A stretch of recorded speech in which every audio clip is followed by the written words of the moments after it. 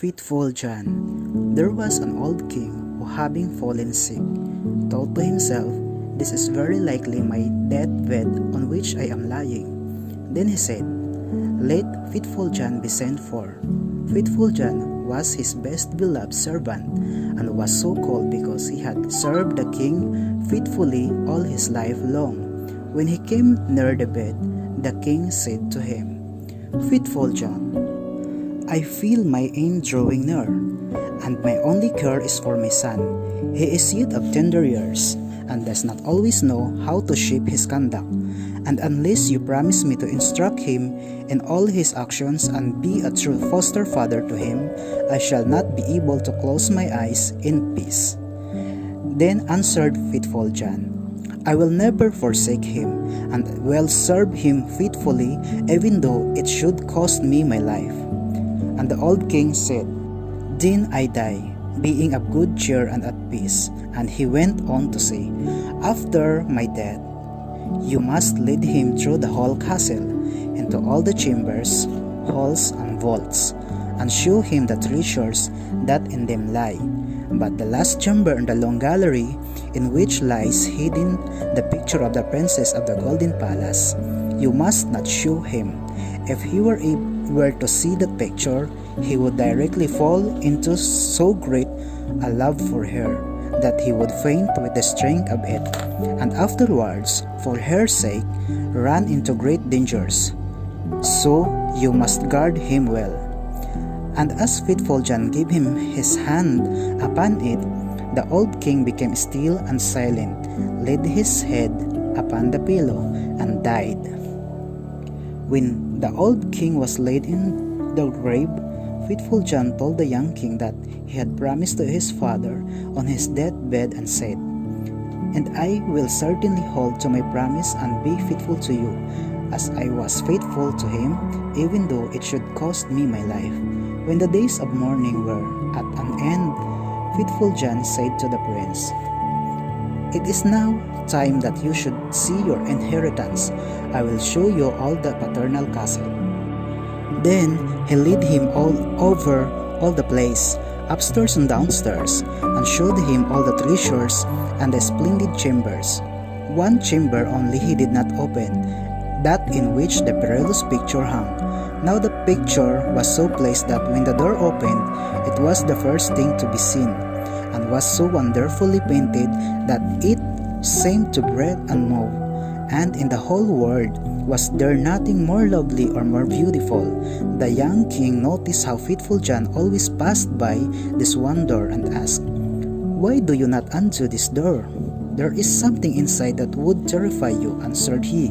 But the king answered, "I have seen the whole castle, and I will know what is in here also." And he went forward and tried to open the door by force. Then Faithful John called him back and said, "I promised your father on his deathbed that you should not see what is in that room. It might bring great misfortune on you and me were I to break my promise." But the young king answered, "I shall be undone if I do not go inside that room. I shall have no peace day or night until I have seen it with these eyes, and I will not move from this place until you have unlocked it." Then Faithful John saw there was no help for it, and he chose out the key from the big bunch with a heavy heart and many sigh. When the door was opened, he walked in first, and thought that by standing in front of the king, he might hide the picture from him. But that was no good. The king stood on tiptoe and looked over his shoulder. And when he saw the image of the lady that was so wonderfully beautiful, and so glittering with gold and jewels, he fell on the ground powerless. Faithful John helped him up, took him to his bed, and thought with sorrow, "Ah me, the evil has come to pass. What will become of us?" Then he strengthened the king with wine, until he came to himself. The first words that he said were, "Oh, the beautiful picture! Whose portrait is it?" "It is the portrait of the princess of the Golden Palace," answered Faithful John. Then the king said, "My love for her is so great that If all the leaves of the forest were tongues, they could not utter it. I stake my life in obtaining her, and you, my faithful John, must stand by me." The faithful servant considered for a long time how the business should begin. It seemed to him that it would be a difficult matter to come only at a sight of the princess. At last he thought out a way, and said to the king, "All that she has about her is of gold tables, chairs, dishes, drinking cups, bowls, and all the household furniture. In your treasury are 5 tons of gold. Let the goldsmith of your kingdom work it up into all kinds of vessels and implements, and to all kinds of birds and wild creatures, and wonderful beasts, such as may please her. Then he will carry them off with us, and go and seek our fortune." The king had all the goldsmiths fetched, and they worked day and night, until at last some splendid things were got ready. When a ship had been loaded with them, faithful John put on the garb of a merchant, and so did the king, so as the more completely to disguise themselves. Then they journeyed over the sea, and went so far that at last they came to the city where the princess of the golden palace dwelt. Faithful John told the king to stay in the ship and wait for him. "Perhaps," said he, "I shall bring the princess back with me, so take care that everything is in order. Let the golden vessels be placed about, and the whole ship be adorned." When he gathered together in his apron some of the gold things, one of each kind, landed and went up to the royal castle. And when he reached the courtyard of the castle, there stood by the well a pretty maiden, who had 2 golden pails in her hand, and she was drawing water with them. And as she turned around to carry them away, she saw the strange man, and asked him who he was. He answered, "I am a merchant," and opened his apron and let her look within it. "Ah, what a beautiful things!" cried she, and setting down her pails, she turned the golden toys over, and looked at them one after another. Then she said, "The princess must see this. She takes so much pleasure in gold, thinks that she will buy them all from you." Then she took him by the hand and led him in, for she was the chambermaid. When the princess saw the golden wares, she was very pleased, and said, "All these are so finely worked that I should like to buy them of you." But the faithful John said, "I am only the servant of a rich merchant, and what I have here is not to what my master has in the ship, the cunningest and the costliest things that ever were made of gold."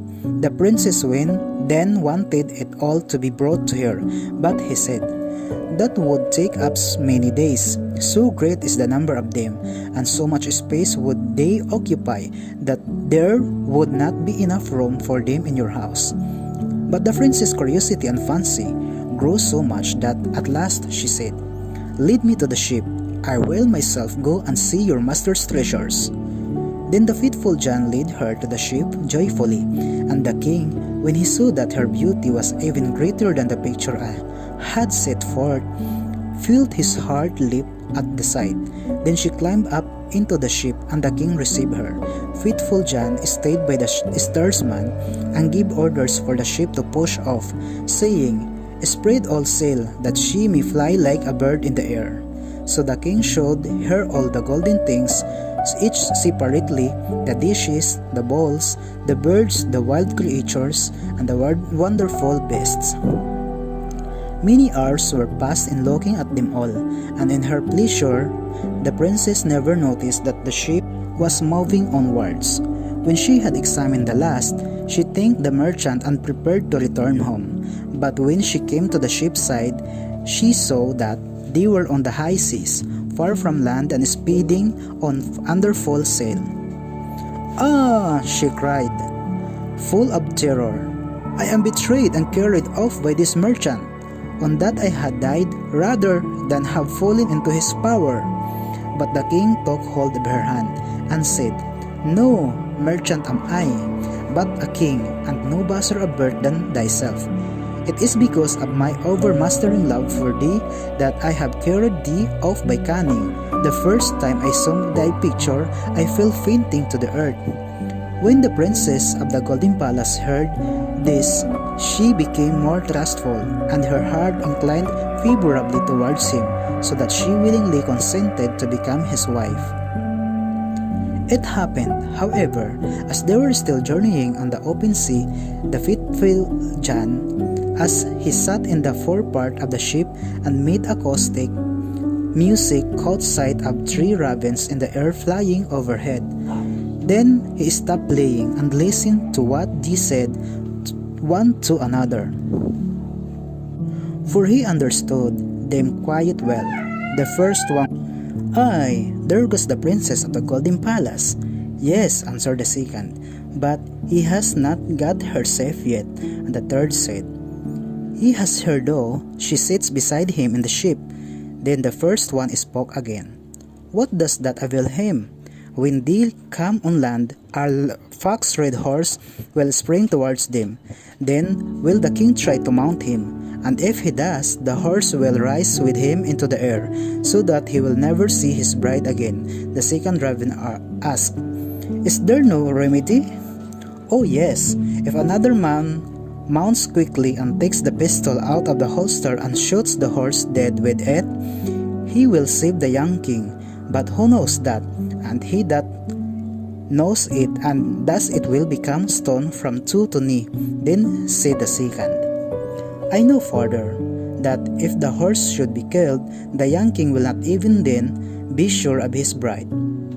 When they arrive at the castle, there will lie a wrought bride shirt in a dish, and it will seem all woven of gold and silver, but it is really of sulfur and pitch, and if he puts it on, it will burn him to the marrow of his bones." The third raven said, "Is there no remedy?" "Oh yes," answered the second, "if another man with gloves on picks up the shirt and throws it into the fire, so that it is consumed, then is the young king delivered. But what avails that? He who knows it, and thus it will be turned into stone from his heart to his knee." Then spoke the third, "I know yet more, that even when the bride shirt is burnt up, the king is not sure of his bride.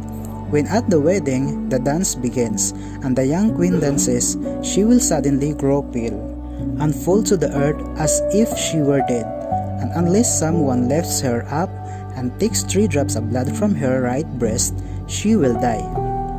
But he that knows this, and thus this will become stone from the crown of his head to the sole of his foot." When the ravens had spoken thus among themselves, they flew away.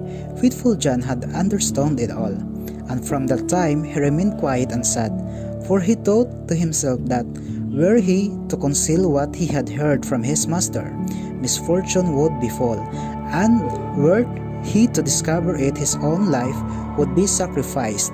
At last, however, he said within himself, "I will save my master, though I myself should be perish." So when they came on land, it happened just as the ravens had foretold. There sprang forward a splendid fox-red horse. "Come on," said the king, "he shall carry me to the castle," and was going to the mount when faithful John passed before him and mounted quickly, drew the pistol out of the holster, and shot the horse dead. Then the other servants of the king cried out, for they did not wish him well to faithful John. How shameful to kill that beautiful animal that was to have carried the king to his castle. But the king said, "Hold your tongues, and let him be. He is my faithful John. He knows what is the good for of it." When they went up to the castle, and there stood in the hall a dish, and the wrought bride shirt that lay on it seemed as if of gold and silver.